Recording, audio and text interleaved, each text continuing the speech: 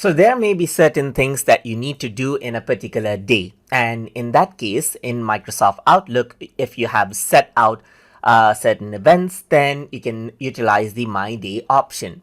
So to access the My Day option, you need to go around onto the top right here and you can access My Day from over here. So once you do that, you can see the overall daily activities that you need to do.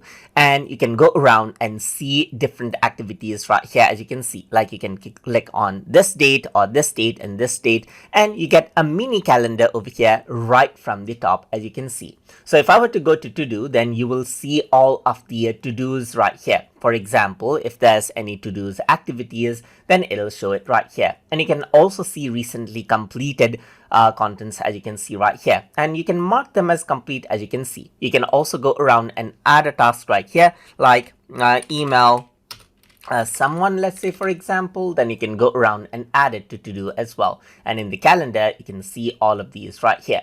If I were to open up calendar, then you get access to the calendar from My Day over here as well. But it is simply, the My Day is simply a miniature version of your calendar so that you can quickly have access to what you need to do for particular days.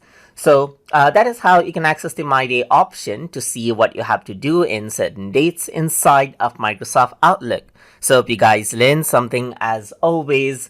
And as always, please like, comment, share, and subscribe.